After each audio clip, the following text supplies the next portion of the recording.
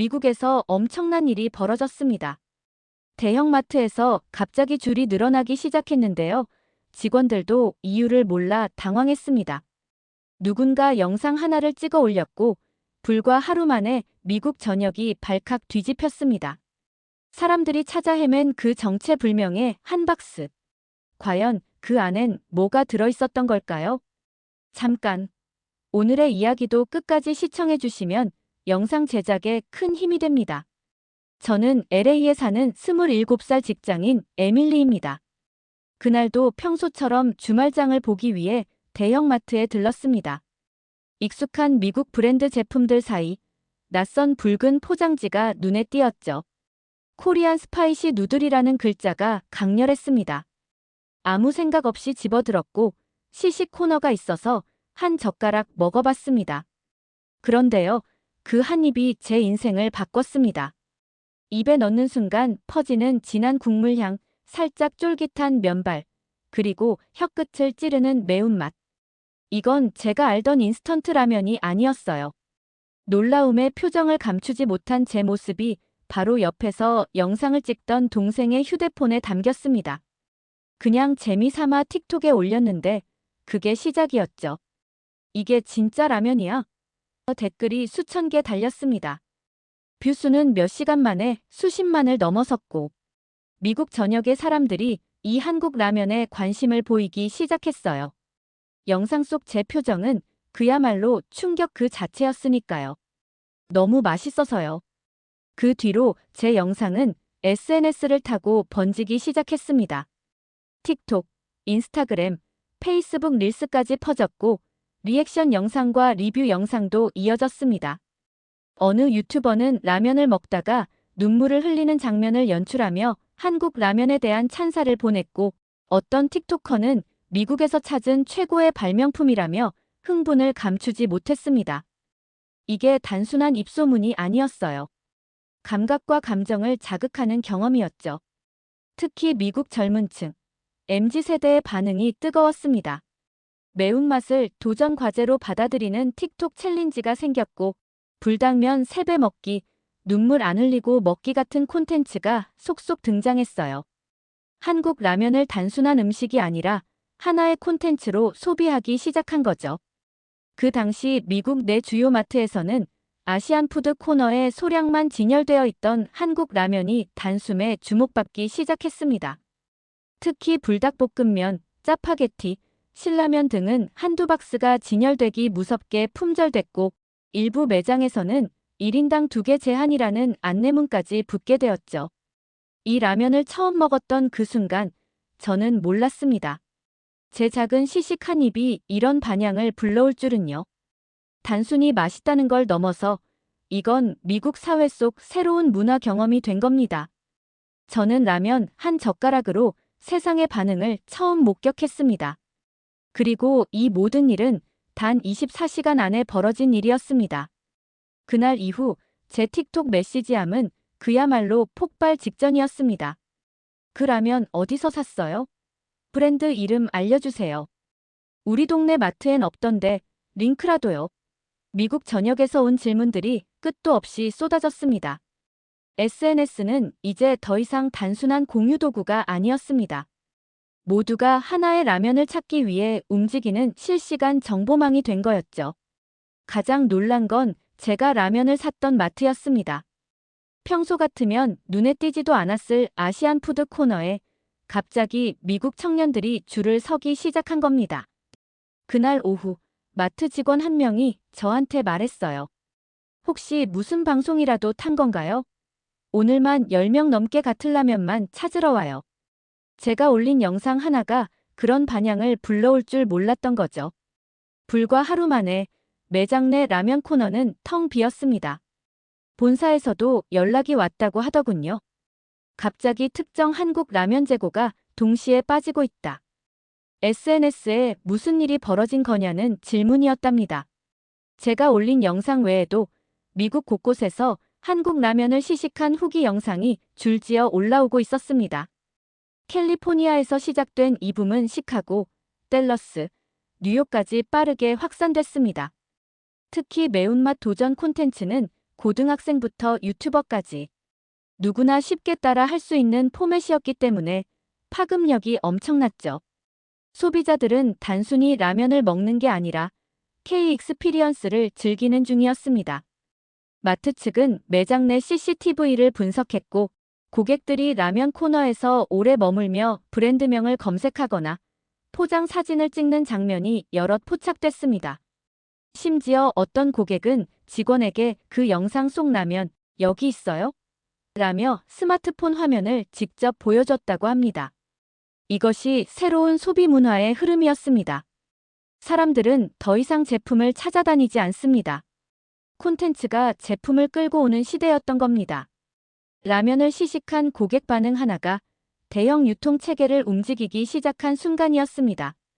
마트의 물류팀은 급히 한국식품 수입처에 문의했고 이미 이 현상을 감지한 아마존도 해당 제품의 검색량을 기준으로 우선순위를 조정하기 시작했죠. 그 무렵 구글 트렌드에서도 코리안 라면은 미국 내 실시간 인기 검색어 1위에 올랐습니다. 모든 변화는 단 하나의 질문에서 시작됐습니다. 도대체 이 라면 어디서 산 거야? 제가 사는 동네 마트 앞에 이른 아침부터 줄이 생기기 시작했습니다. 그것도 평일 아침 9시. 대부분은 젊은 여성들과 대학생들, 몇몇은 부모와 함께 나온 가족 단위였습니다. 이유는 하나였습니다. 바로 그 라면, 한국에서 온 매운 라면을 사기 위해서였죠. 마트 개점과 동시에 사람들은 아시안 푸드 코너로 달려갔습니다. 그러나 진열대는 이미 텅 비어 있었습니다. 물건을 채우기도 전에 손님들이 박스를 뜯어가다시피 했고 어떤 고객은 아예 직원에게 물었습니다. 그거 박스째로 살 수 없나요? 직원은 당황한 얼굴로 본사 매뉴얼을 찾기 시작했습니다. 미국 마트에서 라면을 한 박스 단위로 사는 모습은 흔치 않은 장면입니다. 보통은 낱개로 혹은 5개들이 묶음으로 사는 게 일반적인 소비 방식이기 때문이죠. 그런데 이날 마트 한켠에서는 실제로 고객이 라면 박스를 통째로 카트에 싣는 모습이 포착됐고 누군가는 그 장면을 영상으로 찍어 SNS에 올렸습니다. 영상 속 자막은 단순했습니다. 코리안 라면 열풍. 그 영상은 불과 하루 만에 300만 조회수를 돌파했습니다.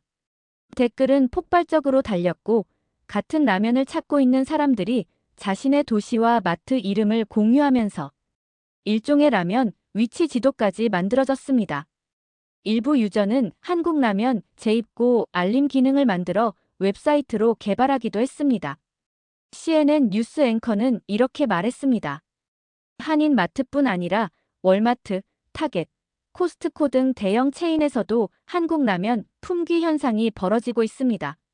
심지어 일부 매장에서는 고객 간 실랑이도 벌어졌습니다. 미국 내 유통 전문가들은 이 현상을 K 콘텐츠 기반 소비 트렌드로 분석했습니다. 단순히 제품 품질이 좋아서가 아니라 콘텐츠에서 출발한 감정적 반응이 소비로 직결되는 구조였죠. 실제로 구매자들은 맛이나 성분보다도 그 영상 속 라면을 먹어봤다는데 의미를 두었습니다. 그리고 그 감정은 곧 행동으로 이어졌습니다. 기존의 한 달치 물량이 일주일도 안 돼 바닥나기 시작했고 한국 식품 수입업체는 긴급하게 물류 라인을 늘리기 시작했습니다. 항공 운송을 병행해야 할 정도로 수요가 급증했기 때문이죠. 저는 그 상황을 눈앞에서 직접 목격했습니다. 하루아침에 줄이 길어지고 직원들이 박스를 나르기 바빠지고 고객들끼리 정보를 공유하며 단일 브랜드에 열광하는 현장. 그 중심에는 단지 라면이라는 단어가 있었지만 실제로는 문화, 유행, 공감, 그리고 참여의 힘이 어우러진 하나의 현상이었습니다. 그때 저는 확신했습니다. 이건 단순한 유행이 아니라고요. 한국 라면이 미국 시장에서 하나의 브랜드 경험으로 자리 잡기 시작한 순간이었습니다. 라면 하나가 미국 마트를 뒤흔들고 있다는 뉴스가 방송을 타기 시작한 지 일주일 뒤 미국 캘리포니아 대학교의 식품영양학과 존 하워드 교수가 한 인터뷰에 등장했습니다. CNN 뉴스에 나온 그는 다소 진지한 얼굴로 카메라를 응시하며 이렇게 말했습니다. 이건 단순한 인스턴트 식품이 아닙니다. 한국 라면은 과학, 문화, 그리고 정서적 만족이 복합적으로 어우러진 식품입니다. 그의 말은 많은 사람들에게 신선한 충격이었습니다. 우리는 지금까지 라면을 저렴하고 빠르게 먹는 패스트푸드로 여겨왔습니다. 하지만 한국 라면은 달랐습니다. 하워드 교수는 연구 결과를 바탕으로 다음과 같이 설명했습니다. 한국 라면은 단순히 맵고 짠 음식을 넘어서 식물성 기름으로 튀긴 면의 탄력, 건더기, 스프의 조합, 그리고 양념의 구조까지 체계적으로 설계되어 있습니다. 특히 그는 불닭볶음면을 예로 들며 캡사이신 함량의 조절과 중독성이 있는 짠맛의 밸런스, 심지어 포장지 디자인까지도 소비자 행동을 자극하는 요소로 분석했습니다. 맛뿐 아니라 시각적 자극과 문화적 이미지까지 더해졌기에 한국 라면은 콘텐츠로서도 기능하고 있었습니다. 인터뷰가 끝난 뒤 관련 영상은 유튜브와 SNS에서 빠르게 공유됐습니다.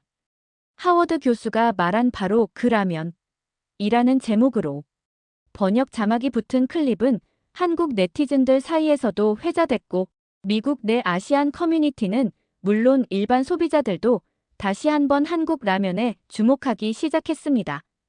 일부 언론은 라면을 분석한 그의 연구 발표 내용을 바탕으로 푸드 사이언스의 혁명이라는 기사까지 실었습니다. 기사 내용에는 한국 라면의 맛이 단순한 미각을 넘어 뇌의 쾌락회로를 자극한다는 과학적 설명도 포함됐습니다.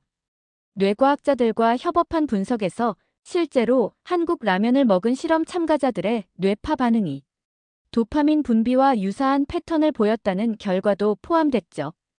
이후 하워드 교수는 NPR 라디오와 포브스 인터뷰에도 연이어 등장하며 이렇게 덧붙였습니다. 한국 라면은 지금 미국에서 하나의 식문화로 자리 잡고 있습니다. 젊은 세대뿐 아니라 다양한 인종, 다양한 연령층이 이 음식에 공감하고 있다는 건 문화적 메시지와도 연결됩니다.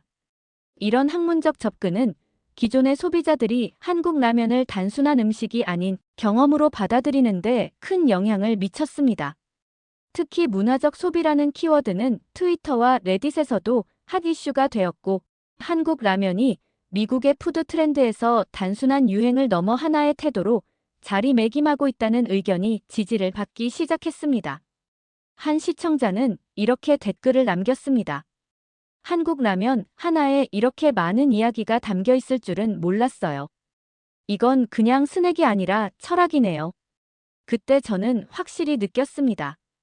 이건 일시적인 열풍이 아닙니다.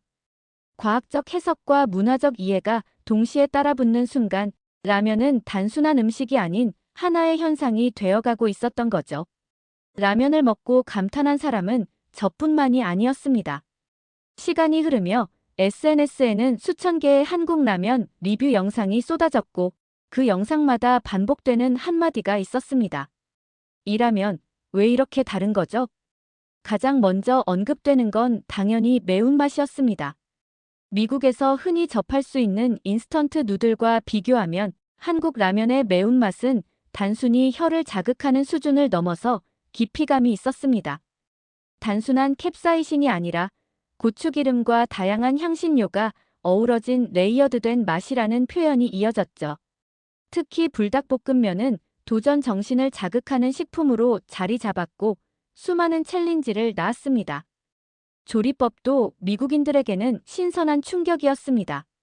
보통 인스턴트 누들은 전자레인지에 데우거나 끓는 물을 붓고 기다리는 식이었는데 한국 라면은 직접 끓이고 건더기 스프와 분말 스프를 순서에 맞춰 넣어야 제맛이 나는 구조였습니다. 이 복잡한 조리 과정이 오히려 요리하는 재미로 작용했습니다. 유튜브와 틱톡에서는 한국 라면 조리법을 소개하는 영상이 인기를 끌었고 어떤 사람은 자신만의 레시피로 라면을 더욱 맛있게 만드는 법을 공유하기도 했습니다. 비주얼도 주목받았습니다. 국물이 진하게 붉고 면이 탱탱하게 살아있는 모습은 미국 인스턴트 누들에서는 볼 수 없던 스타일이었죠. 어떤 리뷰어는 라면 위에 계란, 치즈, 파, 고추 등을 얹은 사진을 올리며 마치 미슐랭 요리 같다는 반응을 이끌어냈습니다. 미국인들에게 한국 라면은 더 이상 간편한 야식이 아닌 정성을 들이는 일종의 요리로 받아들여졌습니다. 이러한 반응은 자연스럽게 한국 음식 전반에 대한 호기심으로 이어졌습니다. 라면이 이 정도면 김치는 어떤 맛일까? 떡볶이도 한번 먹어보고 싶어요. 미국 내 한국 음식 검색량이 함께 상승하기 시작한 겁니다. 구글 트렌드에서 코리안 스파이시 푸드는 연일 상위권을 차지했고 LA, 뉴욕, 시애틀, 시카고 등의 한식당 예약률도 눈에 띄게 증가했습니다. 사람들은 단순히 배를 채우는 것이 아니라 새로운 문화적 체험을 원하고 있었습니다. 한국 라면은 그 진입 장벽이 낮고 경험의 만족도는 매우 높았습니다. 그야말로 입문용 K푸드였던 셈입니다. 레딧과 트위터에서도 한국 라면은 뜨거운 화제였습니다. 어떤 유저는 이 라면엔 뭔가 특별한 게 있다. 입맛뿐 아니라 감정까지 자극한다고 썼고 또 다른 유저는 이게 왜 이렇게 맛있냐고 가족끼리 토론하다가 결국 한국 여행을 계획하게 됐다고 말했습니다. 유튜브에서는 한국 라면 먹방이 새로운 콘텐츠 트렌드로 자리 잡았고 댓글창에는 한국어로 진짜 맛있어요를 따라 쓰는 외국인들이 속속 등장했습니다. 저는 이 모든 흐름을 지켜보며 생각했습니다. 한국 라면이 미국에서 사랑받는 이유는 단순한 맛 때문이 아니었습니다. 매운맛이 도전 정신을 불러일으키고 조리 과정이 요리의 재미를 더하고 비주얼이 시선을 사로잡으며 그 안에 담긴 한국의 정서가 감정에까지 닿았기 때문입니다. 결국 사람들이 느끼는 건 단순한 맛이 아니라 문화 그 자체였습니다. 그래서 이제 미국 사람들은 이렇게 묻고 있습니다. 이 라면 대체 왜 이렇게 다른 거죠? 그 질문은 한국이라는 나라에 대한 관심으로 이어지고 있습니다.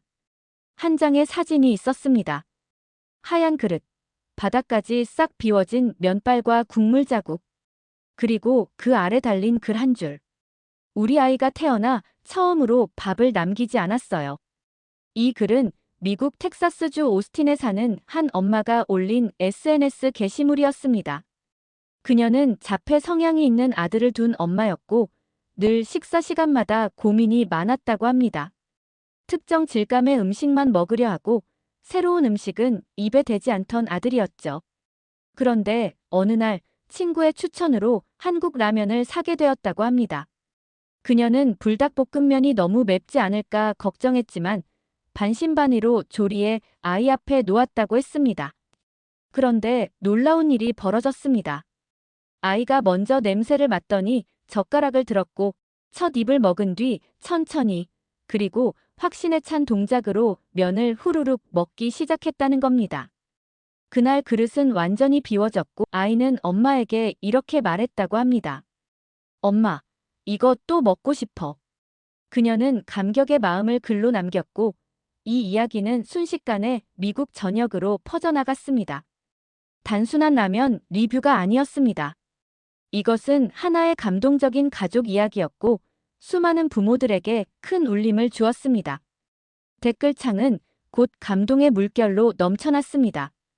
우리 아이도 입이 짧아 고민인데 꼭 한번 시도해 볼게요.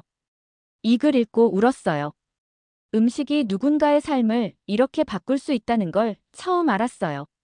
이게 진짜 K푸드의 힘이네요. 사연이 알려진 이후 다양한 배경을 가진 사람들이 한국 라면을 통해 겪은 특별한 경험을 공유하기 시작했습니다. 편식이 심했던 아이가 라면만큼은 잘 먹는다는 이야기, 외로움을 느끼던 노인이 따뜻한 라면 한 그릇에 위로받았다는 이야기, 심지어는 라면을 통해 한국 문화에 관심을 갖게 된 입양아 가족들의 사연까지 등장했습니다. 이러한 감동 스토리는 미국 내 주요 미디어의 눈에도 띄었습니다. ABC 뉴스는 한 그릇의 라면이 만들어낸 기적이라는 제목으로 이 사연을 집중 보도했고 라디오에서는 부모 청취자들의 사연이 이어졌습니다. 한국 라면은 이제 단순히 맛있는 음식이 아니라 사람과 사람을 이어주는 매개체로 인식되기 시작한 것입니다. 이후 텍사스주의 해당 엄마는 인터뷰에서 이렇게 말했습니다. 한국 라면이 우리 가족에게 준 건 단순한 한 끼가 아니에요.